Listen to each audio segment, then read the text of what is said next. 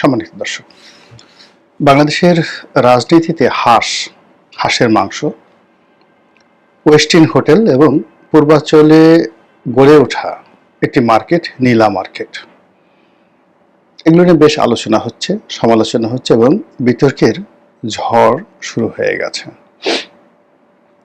বর্তমান অন্তর্বর্তীকালীন সরকারের একজন উপদেষ্টা, যার নাম আসিফ মাহমুদ সজীব ভুঁইয়া, এই তরুণ, এখন তো অবশ্যই তিনি রাজনীতিবিদ, নানা কারণে বিতর্কিত এবং নানা কারণে আলোচিত, এবং একই সঙ্গে দলের ভিতরে অর্থাৎ ডক্টর মোহাম্মদ ইউনূসের যে দল এনসিপি, সেই দলের ভিতরে তাকে নিয়ে পরস্পর বিরোধী মন্তব্য রয়েছে। তিনি তার যে এলাকা, গ্রামের বাড়ি কুমিল্লার মুরাদনগর, সেখানে যথেষ্ট বিতর্কিত, এবং তার আব্বা বা বাবা ওই এলাকাতে রীতিমতো তাণ্ডব শুরু করে দিয়েছেন যেদিন থেকে তিনি ক্ষমতায় এসেছেন। দুজন উপদেষ্টা, তিনি এবং নাহিদ, এই দুজনের বাবাকে নিয়ে যথেষ্ট, যাকে বলা হয়, দুর্নাম এবং বদনাম। তারা বিশেষ করে আসিফ মাহমুদ সজীব ভুঁইয়ার যে বাবা, তার অনেকগুলো ভিডিও ক্লিপ এখন সামাজিক মাধ্যমে ভাসছে। তিনি একে তো বদমেজাজি, কর্তৃত্ববাদী, এবং তার যে চেহারা সুরত, এবং আসিফ মাহমুদ সজীব ভুঁইয়ার যে চেহারা সুরত, এতে দেখে মনে হয় যে আমাদের যে আবহমান বাংলার যে দারিদ্র পীড়িত পরিবারগুলো রয়েছে, সেখান থেকে সবেমাত্র উঠে এসেছেন নিম্নবিত্ত পরিবারে, প্রান্তিক জনগোষ্ঠী থেকে নিম্নবিত্ত পরিবারে, এবং তাদের শরীরে যথেষ্ট অভাবের চিহ্ন আছে। তো এরকম একজন মানুষ, সেটা আসিফ মাহমুদ সজীব ভুঁইয়া হন কিংবা তার বাবা হন, তারা এই সমাজে মেম্বার পর্যন্তই এদেরকে যেতে অনেক কষ্ট করতে হয় গ্রাম বাংলাতে, এবং তারা কখনো মেম্বার হয়েছেন কিনা আমি বলতে পারবো না, কিন্তু এখন তাদের যে আচার আচরণ, মনে হচ্ছে যে বাংলাদেশে ডক্টর মোহাম্মদ ইউনূস নন, মূলত তারাই হর্তাকর্তা। এটা মুরাদনগরের যারা লোকজন, তারা ওভাবে মনে করে। এই যুবক, যা আগে যে মন্ত্রণালয় ছিল স্পোর্টস মিনিস্ট্রিতে, তার বডি ল্যাঙ্গুয়েজ, তার বসার ধরন, প্রকৃতি, তার পোশাক, সবকিছুর মধ্যে একটা ঔদ্ধত্য, একটা বেয়াদবি, এটা স্পষ্ট হয়েছিল।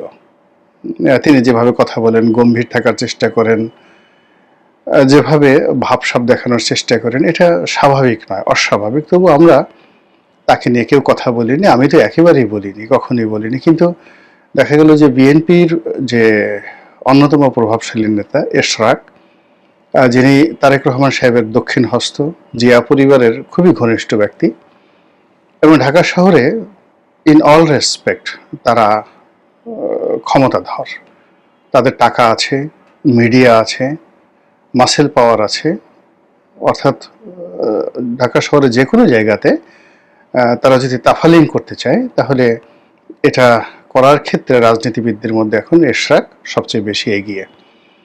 তো ঢাকা সিটি কর্পোরেশনের মেয়র পদ নিয়ে মোটামুটি এশরাক এবং আসিফ মাহমুদ সজীব ভুঁইয়া, এই দুজনের দ্বন্দ্ব, সংঘাত, পারস্পরিক যে বিষোদ্গার, এটা টক অফ দ্য কান্ট্রিতে পরিণত হয়েছিল। এবং এখন এই হাঁসের মাংসকে কেন্দ্র করে আবার এই দুইজনের বিরোধ তুঙ্গে। সেই বিষয় নিয়ে আলোচনা করব, তার আগে ঘটনাটা বলে নেই। ঘটনাটা হলো যে ইদানিংকালে এই ঢাকা শহরে গ্যাং রেপ এবং গ্যাং চুরি ডাকাতি এবং গ্যাং চাঁদাবাজি, সিন্ডিকেট করে চাঁদাবাজি, এটা মানে মারাত্মকভাবে বেড়ে গেছে। গ্যাং অর্থ যে একটা দলবদ্ধ 10-12 জন, 3-4 জন, 5-6 জন, তারা একত্রে মিলে এই কুকর্মগুলো করে। এবং সেই কুকর্মের মধ্যে এখন সবচেয়ে ভয়ঙ্কর হলো চাঁদাবাজি এবং মবের মাধ্যমে চাঁদাবাজি। তো সমন্বয়ক নামে বা আন্দোলনকারী, যারা জুলাই আগস্ট বিপ্লবের আন্দোলনকারী, তাদের নামে বা তাদের পরিচয় দিয়ে কয়েকজন যুবক, আওয়ামী লীগের একজন সাবেক মহিলা সংসদ সদস্য, সেটা হলো শাম্মী। এই ভদ্র মহিলার বাসায় গিয়ে তারা 1 কোটি টাকা চাঁদা দাবি করে। প্রথম দফায় যে লেনদেন হয় কিছু টাকা তারা পায়, পরবর্তীতে আবার দ্বিতীয় দফা চাঁদা আনতে যায় এবং চাঁদা আনতে গিয়ে মূলত তারা পুলিশের হাতে ধরা পড়ে। ইতিপূর্বে এরকম ঘটনা বহুবার ঘটেছে বাংলাদেশে, বহু ক্ষেত্রে ঘটেছে। অনেকে পুলিশের সাহায্য চেয়েছে, পুলিশ এরকম পরিস্থিতিতে রিয়্যাক্ট করবে বা এরকম মবকে মোকাবেলা করবে এরকম সৎসাহস দেখায়নি। কিন্তু এইবার প্রথম যে কোনো কারণেই হোক পুলিশ এখানে খুব অ্যাক্টিভ হয়েছে। হতে পারে এটা শাম্মীর সঙ্গে পুলিশের ঊর্ধ্বতন কর্মকর্তাদের ভালো সম্পর্ক, হতে পারে পুলিশ সত্যিকার অর্থেই খুব দায়িত্ববান কর্তব্যবান হয়ে গেছে, অথবা দেখা গেল যে সরকারের মধ্যে একটা প্রভাবশালী গ্রুপ যাদের কানে এটি যাওয়ার ফলে তারা এখানে যাকে বলা হয় তাদের যে শক্তিমত্তা এটা প্রদর্শন করেছে।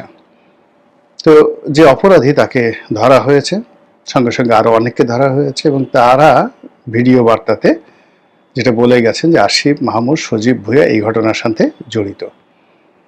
এবং যে রাতে এই ঘটনাটা ঘটে সেই রাতে বা তার আগের রাতে এরকম কিছু একটা বক্তব্য যে ওয়েস্টিন অর্থাৎ গুলশানে যে 5 তারকা হোটেল, এই ওয়েস্টিনের এই জায়গাটিতে আসিফ মাহমুদ সজীব ভুঁইয়া ছিলেন এবং তার সঙ্গে ওই চাঁদাবাজের সর্বশেষ কথা হয়েছে।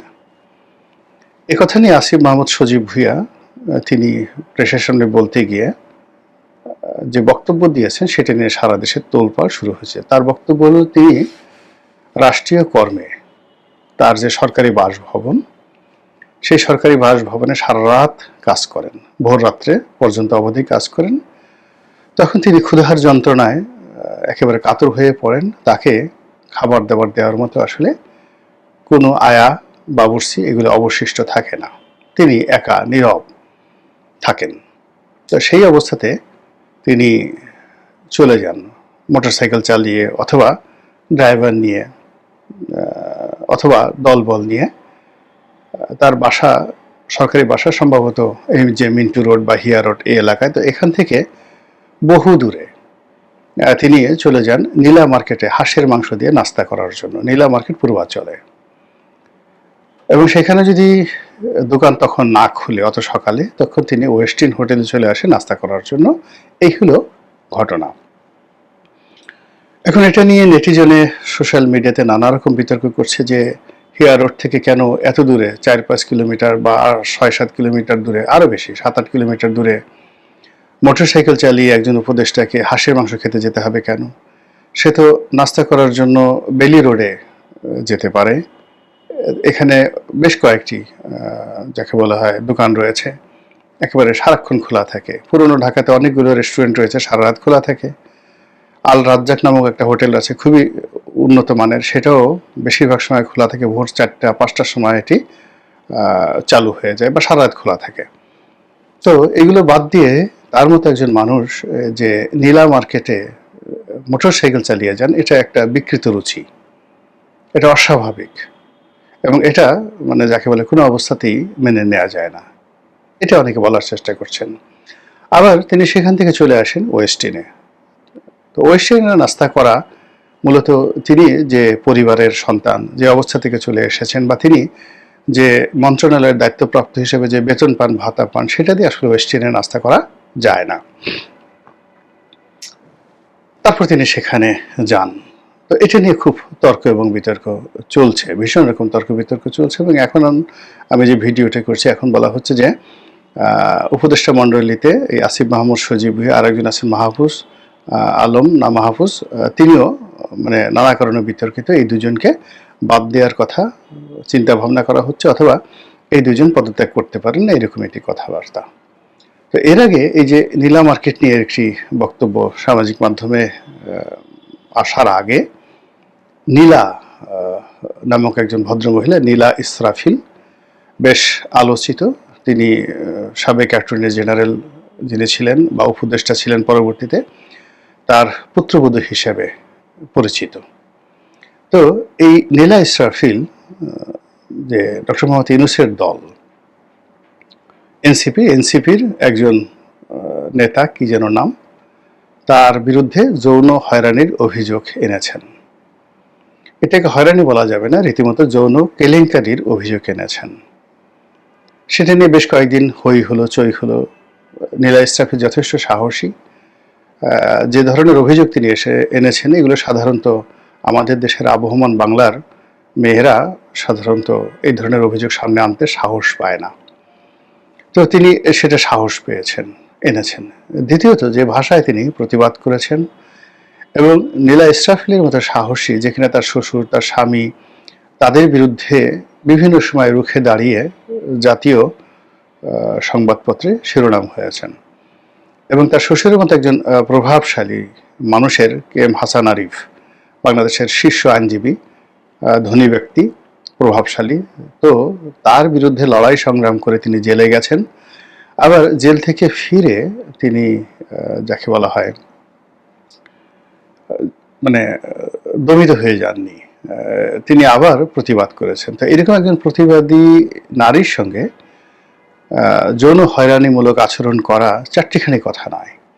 যে এই কাজ করেছে সে নিঃসন্দেহে এই নীলা ইব্রাহিমের চাইতে অনেক দুর্ধর্ষ, অনেক সাহসী এবং অনেক ডেসপারেট, এবং তার মধ্যে নিঃসন্দেহে এমন গুণাবলী আছে যেটা নীলা ইব্রাহিমের মতো সাহসী রমণীকেও মুগ্ধ করেছে অথবা বাধ্য করেছে।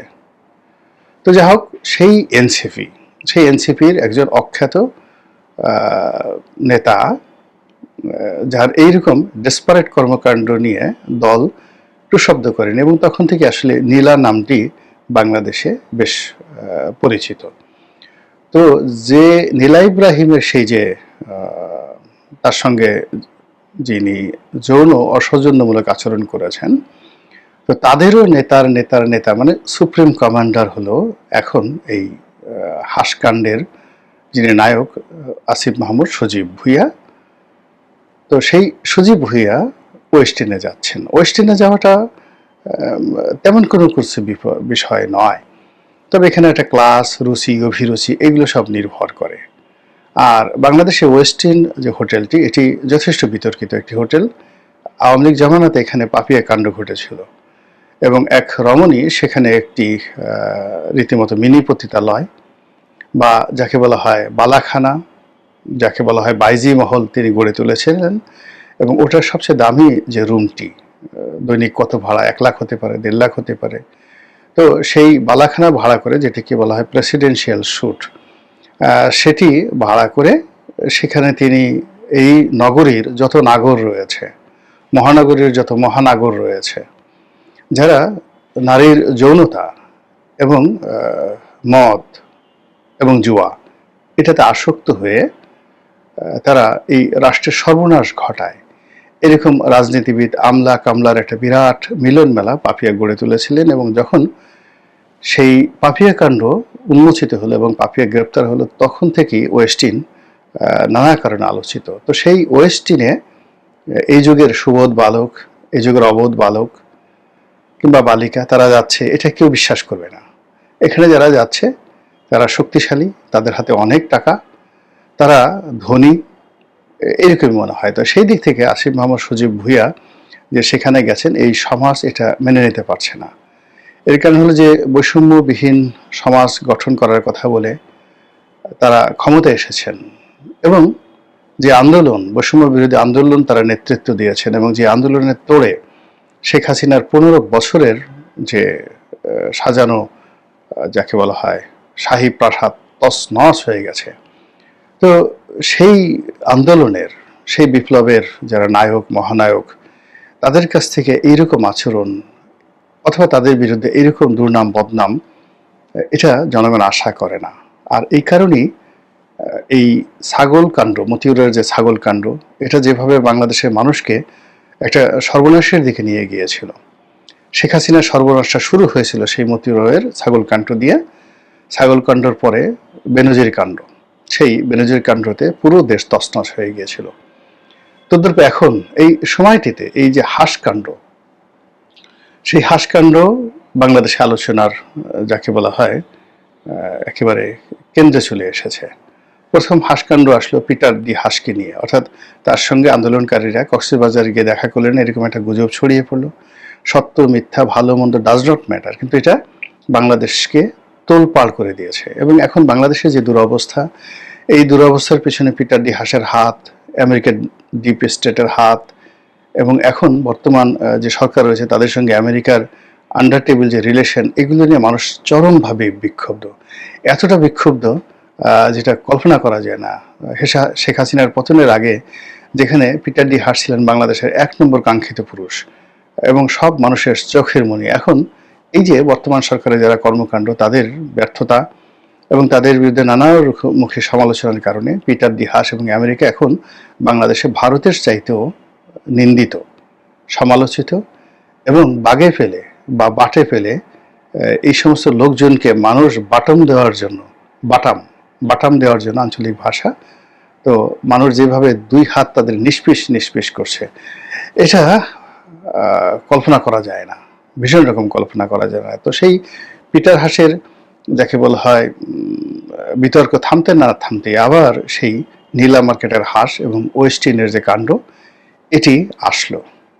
এখন এরপরে আবার পরিস্থিতি সহজ না হয়ে আরো জটিল হয়ে পড়েছে। এখন সেই আসিফ মাহমুদ সজীব ভুঁইয়ার পক্ষের যারা লোকজন, তারা বলার চেষ্টা করছেন যে চাঁদাবাজ, সেই চাঁদাবাজের সঙ্গে তাদের রাজপুত্রের কোনো সম্পর্ক নেই। এই চাঁদাবাজ মূলত বিএনপি নেতা এশরাক তার ক্যাডার, অথবা এই চাঁদাবাজ তার নিজের স্বার্থে সিন্ডিকেট করে চাঁদাবাজি করেছে এবং পরবর্তীতে যখন এই ঘটনাটা ঘটেছে তখন এরশাদ এই আসিফ মাহমুদ সজীব ভুঁইয়াকে কলঙ্কিত করার জন্য তিনি এই চাঁদাবাজকে তার বাসায় ধরে নিয়েছেন, জুলুম করেছেন, অত্যাচার করেছেন এবং তার কাছ থেকে ভিডিও বার্তা আদায় করে তাকে ডিবির হাতে তুলে দিয়েছেন। তো এরকম কথাবার্তা হচ্ছে। এখন ঘটনা সত্য বা মিথ্যা এটা প্রমাণ সাপেক্ষ, কিন্তু সরকার যদি এই বিষয়টি নিষ্পত্তি করতে না পারে, এমনকি বিএনপি যদি এই বিষয়টি নিষ্পত্তি করতে না পারে, এমনকি মিস্টার এশরাক যদি এই বিষয়টি কথাবার্তা না বলে, তাহলে এটা নিয়ে যে জটিল একটি অবস্থা তৈরি হবে, সেই জটিল অবস্থায় বর্তমান সরকার তো ক্ষতিগ্রস্ত হবে, জনাব এশরাক তিনিও বাদ পড়বেন না, বিএনপিও বাদ পড়বেন। আল্লাহ আমাদের সবাইকে এই হাসের যন্ত্রণা থেকে